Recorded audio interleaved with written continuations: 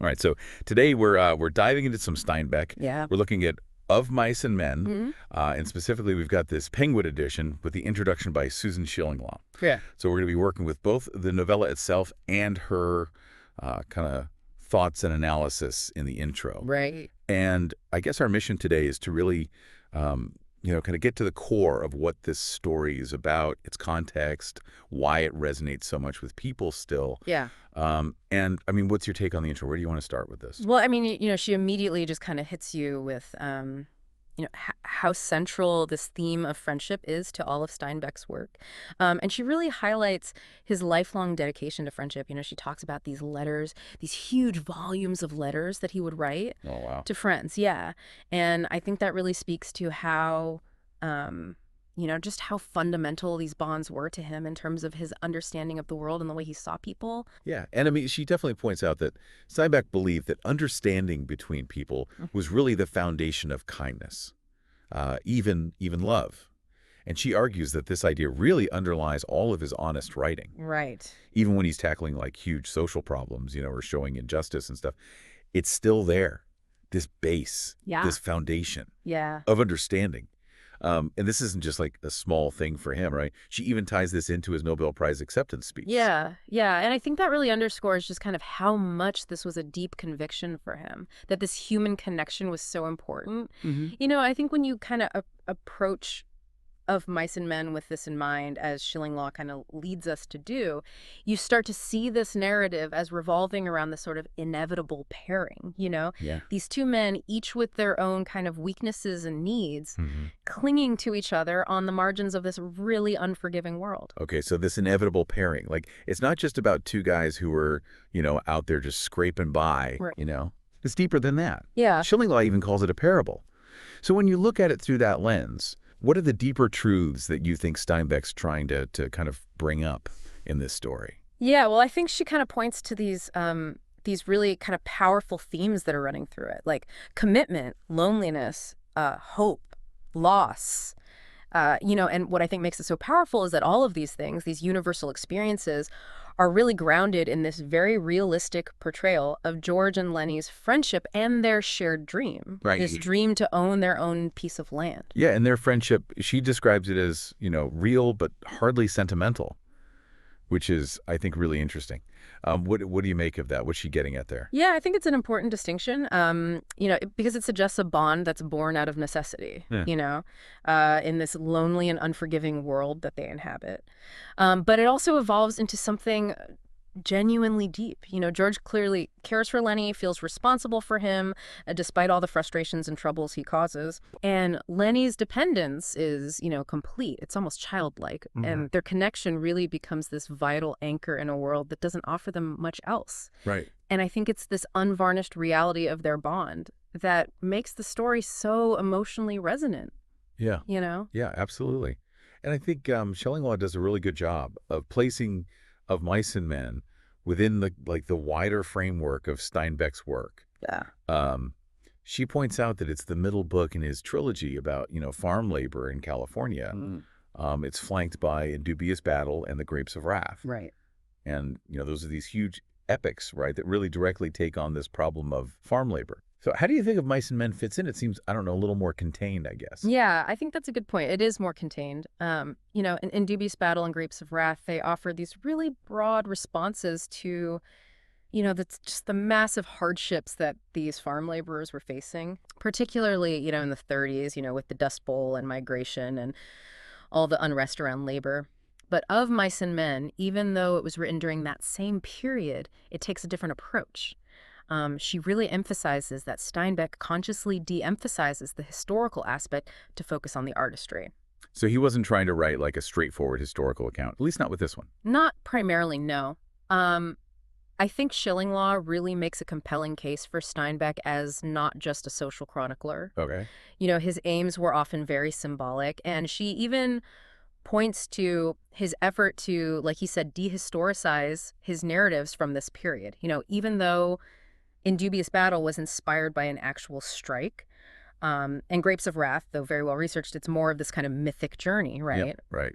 And it's interesting that Schillinglaw brings up how Steinbeck was striving for this unbiased picture. Yeah. He even said that writers who are really committed to a cause should avoid getting too caught up in like rigid political ideologies. Yeah. So how do you think this idea plays out in Of Mice and Men? Especially compared to, some of his other works that are maybe a little more overtly, social commentary. Well, I think in Of Us and Men, he largely sidesteps the kind of direct portrayal of, like the strikes and these conflicts between the industry and workers. Instead, he kind of paints this picture of an earlier period where, itinerant workers would move from ranch to ranch, seeking work. Right. And their existence is still defined by, low wages, terrible living conditions, very few opportunities. But the focus shifts away from this kind of collective action to these personal struggles for survival and connection. Yeah. And I think the backdrop of the Depression and the kind of transient nature of their lives is certainly there. It creates that feeling of rootlessness that Schillinglaw mentions. But the foreground is really taken up by these personal relationships. Yeah. Yeah, and this loneliness that the itinerant workers experience, I mean, that's a huge element of the novella, right? Schillinglaw talks about how these were often single men who were denied the stability of family and community, and they sought solace in, these partnerships. And she really highlights how Steinbeck's own experiences working in the Salinas Valley back in the 1920s really informed this part of the story. Absolutely. I mean, Steinbeck grew up in that region, and he worked in the fields himself after his time at Stanford. So he had firsthand exposure to the lives and the stories of these men. And Schillinglaw even recounts this really disturbing incident that he witnessed where this large, mentally challenged man accidentally killed a ranch foreman. Wow. And this really seems to be a very direct, seed for the character of Lennie. I mean, Steinbeck himself actually said that Lennie was based on somebody he knew in an asylum. Really? Yeah. So, these very personal observations really provided him with this strong foundation of lived experience to draw from, even as he moved toward this more symbolic representation. So Schillinglaw also brings up this really fascinating aspect of the novella. Steinbeck saw Of Mice and Men as his experiment in form. He even called it a playable novel. Right. What exactly did he mean by that? Well, he envisioned this kind of hybrid form, right? Something that was written as a novella, but with a structure that would lend itself really easily to a stage adaptation. Okay. And he saw these individual chapters as functioning almost like acts or scenes. Wow. With the descriptive passages almost acting as, stage directions. Okay. And his belief was that this very unique form could kind of bridge this gap, appealing to both a more literary audience that wants depth and also this broader popular audience that's drawn to the immediacy of theater. So the structure we see with, the relatively short chapters, the really focused scenes. Right. It wasn't just like a stylistic choice. Exactly. It was very much a part of this playable novel concept. And what are the implications of that for us as readers? How does it affect our experience? Well, I think that tight focus, the way the scenes unfold in this almost cinematic way, really contribute to the dramatic tension and that feeling of inevitability that runs through the whole story. Yeah. And Schillinglaw even suggests that this almost innovative genre was Steinbeck's attempt to create a more democratic form of storytelling, one that would resonate with a wider audience. Kind of like, how Whitman's poetry aimed for this wide accessibility. Okay. And by embedding this kind of dramatic structure within the novella format, he could offer a richer character development and, more detailed descriptions than a typical play would allow, while still retaining that inherent theatricality. So beyond the form itself, Schillinglaw talks about how thematically Steinbeck was trying to kind of go back to those core concerns in Dubious Battle. Right. About, the powerlessness of the working class. But through a much more intimate lens this time. Yeah, it's almost like he's zooming in, where In Dubious Battle explored this broader societal conflict between labor and capital, Of Mice and Men really narrows its focus to these micro-level power dynamics, between the individuals. Okay. Between the individual and their relationship with the world around them. Yeah. And Schillinglaw points to how even the setting, by the Salinas River, these recurring images of fading light, the frequent silences, they all kind of underscore this circumscribed world that George and Lennie inhabit. Yeah. They have this very tangible connection with nature, but they're still ultimately excluded from any real agency, from control over their own destinies. And then there's the title, which of course is taken from that Robert Burns poem To a Mouse. Right. And Schillinglaw does a great job of explaining how this title perfectly embodies the unpredictable nature of life Yeah. and how fragile our plans can be. Yeah, Burns' poem, it tells this really poignant story of a mouse whose carefully built nest is destroyed by a plow, and it's this illustration of how even the best laid schemes, as Burns says, of mice and men can go awry. Yeah. And be overturned by these unforeseen circumstances. And all that's left is grief and pain for promised joy. And I think that connects so powerfully to George and Lennie's dream of, living off the fatara of the land. Right. It immediately sets this tone of vulnerability, this sense that things can go very wrong. Yeah, and this dream that they have, which seems so impossible, so far off, Right. that it suddenly feels within reach when Candy offers up his savings. Right. And Schillinglaw really emphasizes how the novella just captures this universal human need for dreams and this kind of heartbreaking reality that they could be fulfilled, but also this constant threat that everything could just fall apart. Exactly. And the nearness of it. Candy has the money. George has envisioned the property. They've even started to think about how they would divide up the labor. Yeah. And then it's just so abruptly shattered, and I think that makes it all the more devastating. Steinbeck really cultivates this empathy for these characters and how precarious their existence really is. Mm-hmm. And, if we turn to the characters themselves, I mean, Schillinglaw introduces us to these really key players, and they each seem to represent different aspects of loneliness. Mm-hmm.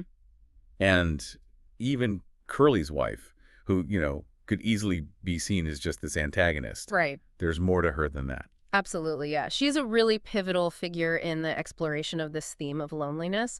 And Schillinglaw describes her as having this untamed energy that's, misdirected and confined within this very rigid role that she's given on the ranch. Right. And, when she finally opens up to Lennie and she shares her own shattered dreams of, becoming an actress, Steinbeck treats her with this real tenderness, and it reveals this depth of her own dashed dreams and the loneliness of her marriage. And Schillinglaw even includes this really powerful line that Steinbeck added later, where Curly's wife tells George, I got nobody to talk to. I got nobody to be with. Yeah. And I think that really just crystallizes this deep sense of isolation that she's experiencing. And it's not just her, is it? I mean, Candy, with, his attachment to his dog, and even Crooks, right, the stable buck, each experience these really distinct forms of loneliness and isolation. Yeah, I mean, Candy's bond with his dog is this really powerful symbol of just that fundamental human need for companionship. Right. And its eventual pragmatic end really foreshadows what happens to George and Lennie. And then you have Crooks, who is a black man in this very racially prejudiced society. And he endures this particularly acute and systemic form of isolation. His living quarters are separate. He's excluded from the social interactions of the other ranch hands. And Schillinglaw really astutely observes this terrible protective dignity that he has as this direct response to this enforced isolation. Right. And even Slim, who, appears to be the most well-adjusted of the ranch hands, he still maintains this kind of distance. His authority comes from his skill and competence, not necessarily deep personal connections. Yeah. That's a great point. So to kind of bring it all together, like Schillinglaw does in her intro, this deep dive into Of Mice and Men really shows us how powerfully Steinbeck explores this human need for connection. Especially in the face of such harsh realities.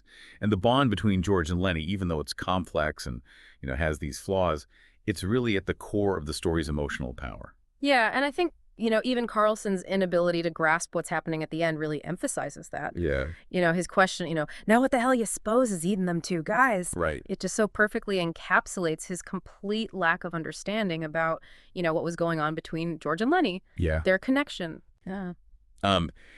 And Schillinglaw actually draws this really interesting parallel to the ending of Billy Budd. Okay. Where, this remarkable life remains only partially understood by those who witness its end. Right. And I think Carlson's kind of myopia really highlights the reader's crucial role in recognizing and appreciating this bond, even though it was doomed, and how significant their shared dream was.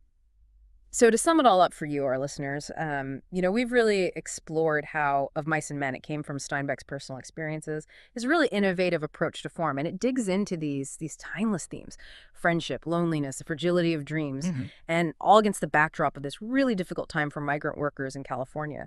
And I think it's really interesting that it's this playable novel. It blurs the lines between a novel and a play, and it's also focused on symbolism and meaning rather than just straight historical fact. And I think that's a big part of why it's had such an impact on readers. And, for you, our listeners, this deeper understanding of Steinbeck's intentions and that historical context can really enrich how you experience this book. Right. It's this cornerstone of American literature. And the themes, they're still so relevant. Yeah. That basic human need for connection, for chasing dreams even when things are tough, and exploring all these different forms of loneliness that can really shape us. I mean, these are all things that resonate with us today. Yeah, absolutely. And, that brings us to our final thought for you, something to consider. Right. Given how Steinbeck intentionally blended realism and symbolism, and how he focused on this need for understanding and connection, Yeah. how do you think the novella's message would be perceived if it was set in our current world? Right. With all of the issues around, transient work, social inequality, Yeah. what new meanings might emerge, what would resonate? It's something to think about. So thanks for joining us on this deep dive. Yeah, thanks for listening.